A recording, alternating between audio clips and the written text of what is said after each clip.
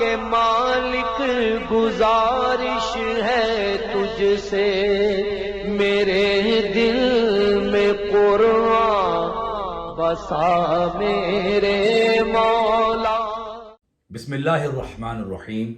अल्लाहु ला इलाहा इल्ला हु अल हय्युल क़य्यूम ला तअख़ुज़ुहु सिनतुन वला नौम लहु मा फ़िस समावाति व मा फ़िल अर्ज़ मा ज़ल्लज़ी यशफ़अु इन्दहु इल्ला बिइज़्निहि यअलमु मा बैन अयदीहिम व मा ख़ल्फ़हुम वला युहीतून बिशैइन मिन इल्मिहि इल्ला बिमा शाअ वसिअ कुर्सियुहु अस्समावाति वल अर्ज़ वला यऊदुहु हिफ़्ज़ुहुमा वहुवल अलियुल अज़ीम।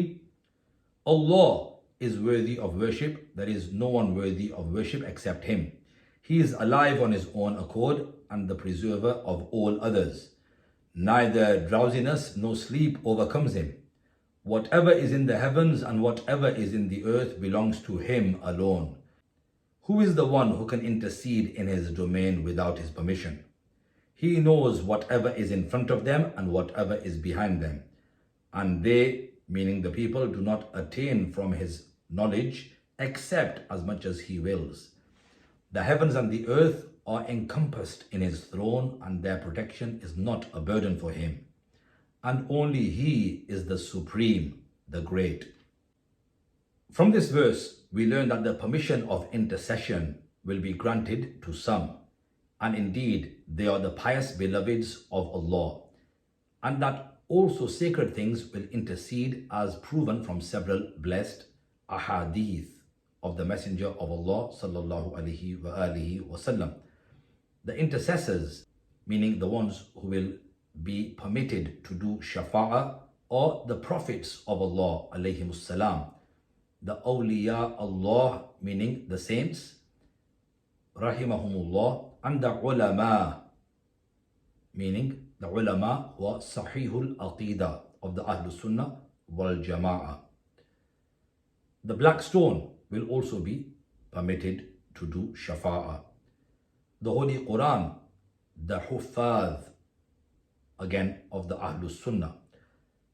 The Holy Kaaba, Baytullah, the holy month of Ramadan, and the minor children of Muslims, etc. These are the ones who will be permitted in the light of the Quran and Hadith to perform shafa'ah in the majestic court of Allah subhanahu wa ta'ala, and undoubtedly with His permission, as mentioned in this verse, bi'idhnihi, with the idhn of Allah. Intercession is explicitly proven and a reality established from the Quran, Sunnah, and the consensus of Muslims, meaning the ijma' of the Muslims. Whoever totally denies and condemns intercession is thus a disbeliever, and the one who accepts false intercession of idols like the pagans of Arabia is also under the same ruling of disbelief. لا إكراه في الدين قد تبين الرشد من الغي فمن يكفر بالطاغوت ويؤمن بالله فقد استمسك بالعروة الوثقى لا انفصام لها والله سميع عليم. There is no compulsion at all in the religion of Islam. Undoubtedly, the right path has become very distinct from misguidance, and whoever rejects the devil and believes in Allah, he has grasped a very firm knot of correct beliefs, which is never to be opened. And Allah is all hearing, all knowing. This verse of the Quranul Majid was revealed concerning the Ansar Sahaba of Medina Munawwara radiyallahu anhum, who tried to compel their sons to enter into Islam. Furthermore, whoever rejects the devil, false deities, idols, etc., and believes in Allah, he has grasped a very firm knot of Islamic beliefs which is never to be opened. Whilst it is not permissible to force anyone to accept Islam, a Muslim will be required to remain a believer, because leaving Islam will be an insult to the religion of Islam, And denouncing Islam is regarded as showing a way of rebellion against Islam to others, which must be prevented. Allahu waliyul ladhina amanu yukhrijuhum min adh-dhulumati ila an-nur والذين كفروا أولياؤهم الطاغوت يخرجونهم من النور إلى الظلمات أولئك أصحاب النار هم فيها خالدون. Allah is the protector of the Muslims. He brings them out from darknesses towards light. And the supporters of the disbelievers are the devils. They take them out from the light towards the darknesses. It is they who are the dwellers of hell. They are to remain therein forever. Bringing them out from the darknesses of disbelief towards the light of faith is via his prophets, alayhimus salam, and the awliya Allah, and the ulama, the trustworthy Islamic scholars, meaning the scholars of the Ahlus Sunnah wal Jama'ah. Whereas the supporters of the disbelievers are the devils. And these include those people who possess incorrect beliefs, and they invite others towards the acceptance of incorrect beliefs, and they are those who are the scholars of the deviant sects. أَلَمْ تَرَ إِلَى الَّذِي حَاجَّ إِبْرَاهِيمَ فِي رَبِّهِ أَنْ آتَاهُ اللَّهُ الْمُلْكَ إِذْ قَالَ إِبْرَاهِيمُ رَبِّيَ الَّذِي يُحْيِي وَيُمِيتُ قَالَ أَنَا أُحْيِي وَأُمِيتُ قال إبراهيم فإن الله يأتي بالشمس من المشرق فأت بها من المغرب فبهت الذي كفر والله لا يهدي القوم الظالمين. O beloved, did you not see him, meaning Namrud, who clashed with Ibrahim concerning his Lord, merely because Allah had given him kingship? When Ibrahim said, My Lord is he who gives life and causes death, he said, I give life and cause death. Ibrahim said, So Allah brings the sun from the east, you should try to bring it from the west. So the disbeliever was utterly confounded, and Allah does not guide the unjust. In the commentary, Allah subhanahu wa ta'ala addresses his beloved Habib sallallahu alayhi wa alihi wa sallam regarding the incident that took place between the kafir Namrud, the disbeliever, the infidel Namrud, and Sayyiduna Ibrahim alayhi salam. That Namrud, he clashed while displaying arrogance with the Prophet Ibrahim alayhi salam concerning the Lord of Ibrahim, meaning Allah subhanahu wa ta'ala. Namrud started thinking that he is very intelligent merely because Allah had given him kingship. The Prophet Ibrahim alayhi salam responded to Namrud when he asked him, Who is this Lord of yours to whom you are calling us? And Ibrahim alayhi salam responded, as mentioned in the verse, that he is the one who gives life and causes death. We learn in the conclusion of this verse that Namrud was completely confounded and baffled. And ultimately, it is Allah subhanahu wa ta'ala who provides guidance, and he does not guide the unjust. أو كالذي مر على قرية وهي خاوية على عروشها قال أنى يحيي هذه الله بعد موتها فأماته الله 100 عام ثم بعثه قال كم لبثت قال لبثت يوما أو بعد يوم قال بل لبثت 100 عام فانظر إلى طعامك وشرابك لم يتسنه وانظر إلى حمارك ولنجعلك آية للناس وانظر إلى العظام كيف ننشزها ثم نكسوها لحما فلما تبين له قال أعلم أن الله على كل شيء قدير. Or like the one, meaning the Prophet Uzair, who passed through a village, and that village was laying collapsed on its roofs. He said, How will Allah revive it after it had perished? So Allah left him dead for 100 years, then brought him back to life. He, Allah, said, How long have you remained here? He submitted, I stayed maybe for a day or a part of it. He, Allah, said, Rather, 100 years have passed you by, and observe your food and drink, which has not yet produced a stale odor, and observe your donkey, the bones of which were not even intact. And this was done so that we may make you a sign for the people. And look at the bones as to how we raise them and then cover them with flesh.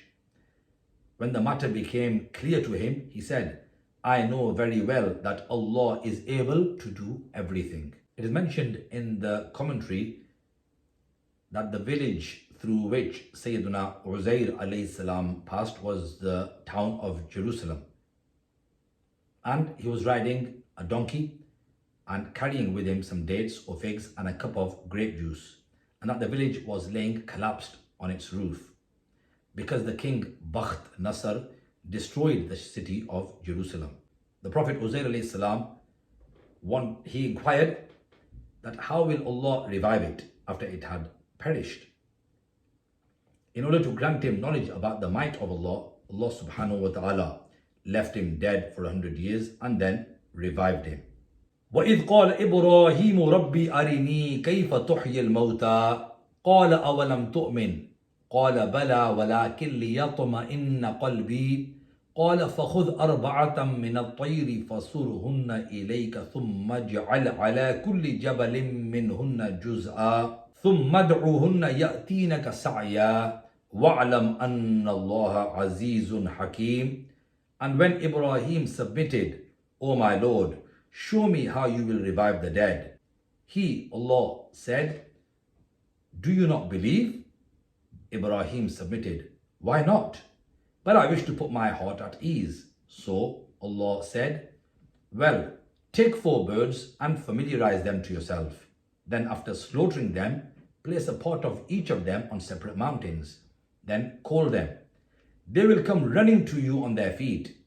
And know that Allah is Almighty, All-Wise. It is mentioned in the commentary that Sayyidina Ibrahim alayhi salam took a peacock, a crow, a pigeon and a rooster and did exactly what Allah subhanahu wa ta'ala had commanded him to do. He separated their heads from their bodies and placed them on separate mountains. Thereafter, he called them, and all the parts of the bodies of these birds which had been intermingled, they began to run back together towards their respective bodies, combining until they were whole and complete in their formation. All of their parts returned back to their respective heads. This was a demonstration of the Qudrah, the infinite and unlimited and unique power of Allah subhanahu wa ta'ala. That reviving the dead is not at all a difficulty for Allah subhanahu wa ta'ala. مثل الذين ينفقون أموالهم في سبيل الله كمثل حبة أنبتت 7 سنابل في كل سنبلة 100 حبة والله يضاعف لمن يشاء والله واسع عليم. The example of those who spend their wealth in the path of Allah is similar to a grain which has sprouted 7 ears of wheat, and each ear contains 100 grains. And Allah may increase more than this for whomsoever He wills. And Allah is all-encompassing, all-knowing. This verse of the Quran al-Majid demonstrates the unique and unlimited generosity of Allah subhanahu wa ta'ala in rewarding those who spend in His cause, in His path. الذين ينفقون أموالهم في سبيل الله ثم لا يتبعون ما أنفقوا منا ولا أذى لهم أجرهم عند ربهم ولا خوف عليهم ولا هم يحزنون.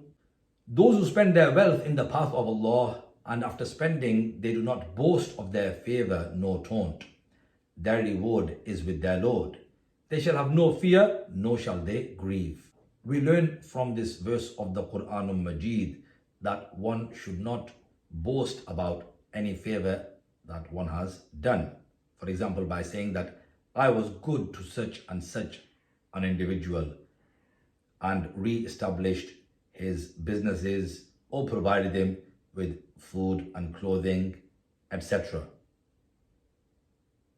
Meaning, this should solely be done for seeking the pleasure of Allah subhanahu wa ta'ala, and our reward lies with Allah azza wa jal. And such people will have no fear, nor will they grieve in the hereafter. قول معروف ومغفرة خير من صدقة يتبعها أذى والله غني حليم. To speak kind words to a beggar and to forgive his pestering is better than that charity which is followed by causing anguish. And Allah is independent, most forbearing. Meaning that one should not cause anguish or pain through criticizing and ridiculing the person that one is giving charity to. Moreover, Allah subhanahu wa ta'ala is independent of the charity of His servants. يا أيها الذين آمنوا لا تبطلوا صدقاتكم بالمن والأذى كالذي ينفق ماله رئاء الناس ولا يؤمن بالله واليوم الآخر فمثله كمثل صفوان عليه تراب فأصابه وابل فتركه صلدا لا يقدرون على شيء مما كسبوا والله لا يهدي القوم الكافرين. O believers, do not invalidate your charity by boasting of favors and by causing anguish. Like the one who spends his wealth to show off to people, and he believes not in Allah and the last day. His example is therefore similar to that of a smooth rock covered with dust, and thereupon heavy rain fell on it, leaving it a bare rock. They will not have control over anything they have earned, and Allah does not guide the disbelievers due to their stubbornness upon disbelief. In this verse of the Quran al-Majid, the believers are being instructed not to invalidate their charity by boasting of favors and by causing pain to the beggar, as in the manner of invalidating spending by the one who spends his wealth to show off to people, whereas he does not in reality believe in Allah Azza wa Jal and the last day. This is referring to the hypocrites, the munafiqeen. We also learn from this verse of the Quran that if publicly giving charity may cause any disgrace to the beggar, then it should be given without any publicity. We also should remember that the purpose of giving charity in public should not be to show off, as this is an evil act. But if one is giving it publicly in order to inspire and encourage others, then this is a commendable act. وَمَثَلُ الَّذِينَ يُنْفِقُونَ أَمْوَالَهُمُ ابْتِغَاءَ مَرْضَاتِ اللَّهِ وَتَثْبِيتًا مِنْ أَنفُسِهِمْ كَمَثَلِ جَنَّةٍ بِرَبْوَةٍ أَصَابَهَا وَابِلٌ فَآتَتْ أُكُلَهَا ضِعْفَيْنِ فَإِنْ لَمْ يُصِبْهَا وَابِلٌ فَطَلٌ وَاللَّهُ بِمَا تَعْمَلُونَ بَصِيرٌ. And the example of those who spend their wealth seeking the pleasure of Allah and making their hearts firm in piety is similar to that of a garden which is on fertile land, after heavy rain fell on it, thus bringing forth fruit twofold.